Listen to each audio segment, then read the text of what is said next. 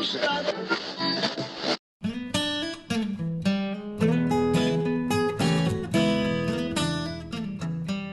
and welcome to Wise About Texas, your award-winning Texas history podcast. My name is Ken Wise, and I appreciate you tuning in for a little bit of Texas history today. Well, I want to start off this episode with an apology. It's been a while since I put out the last episode on the Secret Court of the Republic of Texas, and I'm just going to plead busyness. If you haven't noticed, there's an election going on, and many of the listeners to this podcast know I sit as a justice on the 14th Court of Appeals.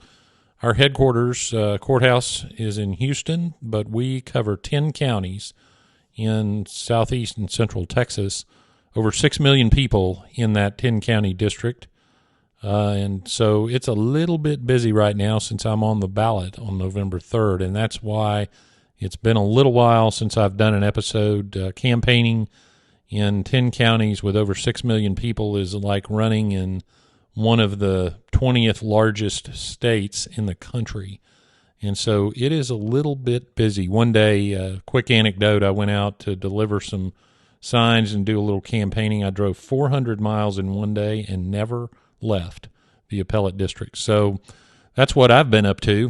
By the way, we keep the politics off the history podcast. My politics Facebook site, Justice Ken Wise on Facebook, or Wise for Texas on the web. I get listeners who ask about that, so wise4texas.com or Justice Ken Wise on Facebook.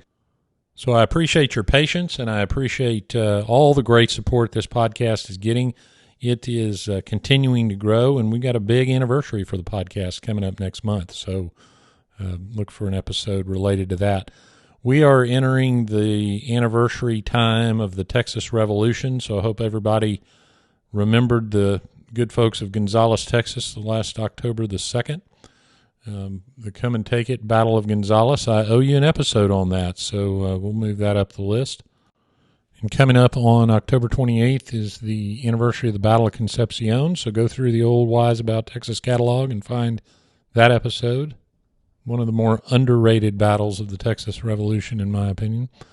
Well, when you're on the campaign trail, I wanted to talk today about, just very briefly, about the pledge to the Texas flag. When you're on the campaign trail, you go to a lot of meetings, and usually the Texas pledge is said right after the pledge to the American flag. But if you listen carefully, you'll notice that the volume drops a little bit, and the number of people saying it aren't quite as many, because everyone seems to know the pledge to the American flag, as we all should, as we stand and recite it, but fewer people know the pledge to the Texas flag. I even had somebody tell me, it wasn't until I got involved in politics that I even knew Texas had a Pledge of Allegiance. Well, we're going to fix that right now.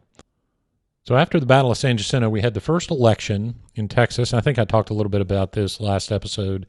First election was in September of 1836, and adopted the Constitution, which set up the government, etc. The Congress began meeting in October of 1836 in West Columbia. Well, they adopted the official flag of the Republic of Texas in December of 1836.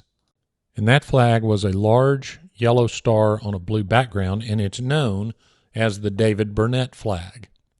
I'll tell you in a second why that's important.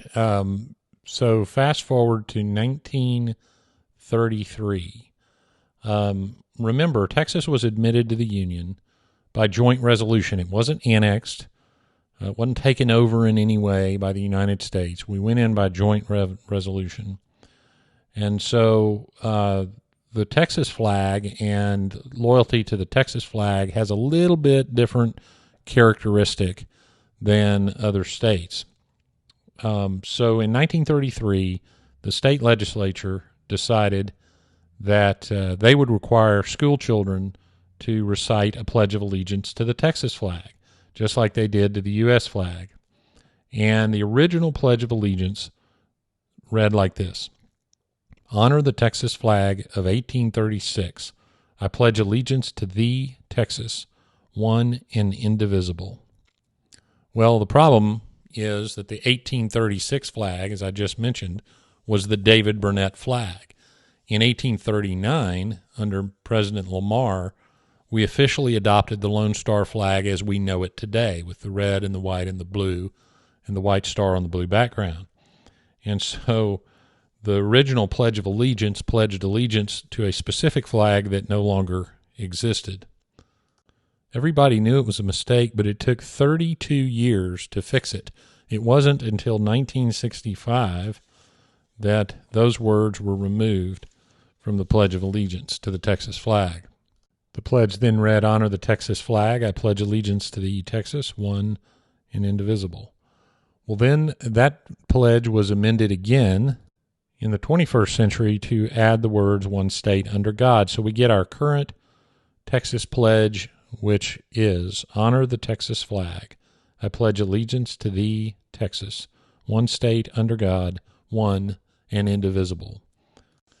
Now, every pledge needs a few rules around it, and so the statute governing the Pledge of Allegiance talks about the Pledge of Allegiance to the state flag may be recited at any public or private meeting at which the Pledge of Allegiance to the United States flag is recited, and a state historical event or celebration. So what's interesting about that statute is that it, as you read it according to the normal way you read statutes, it requires that the Pledge of Allegiance to the United States flag also be recited. The statute goes on to specify that the Pledge of Allegiance to the flag of the United States should be recited before the Pledge of Allegiance to the state flag, if both are recited. And both would be recited normally unless it is a state historical event or celebration, at which time you do not have to recite the pledge to the United States flag. And here's how the position you should take when reciting the pledge to the state flag. If you're not in uniform, you should face the state flag and stand at attention with your right hand over your heart. And if you should always remove your head covering, of course. And you should hold that head covering to your left shoulder so that your hand is over your heart. If you are not in uniform and a member of the armed forces or a veteran, you are welcome to make a military salute while reciting the pledge. And if you are in uniform, you should remain silent, face the flag, and make the military salute. So those are the rules governing the recitation of the pledge to the Texas flag.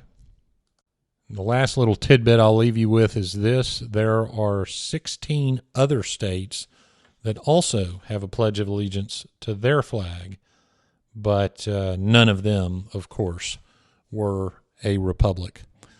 So that wraps it up for this quick episode of Wise About Texas. Thanks for listening. Thank you very much for your patience. Make sure you go out and vote if you haven't already. We got 2 more weeks of early voting, Election Day, November 3rd. I just want to say it again. Thank you so much for your patience. It's a busy time, but a day does not go by that I don't do something related to Texas history. So hang in there with me. We'll get back on a better schedule very soon. Let's make sure and get that Texas pledge memorized. Honor the Texas flag. I pledge allegiance to thee, Texas, one state under God, one and indivisible. We'll see you down the road.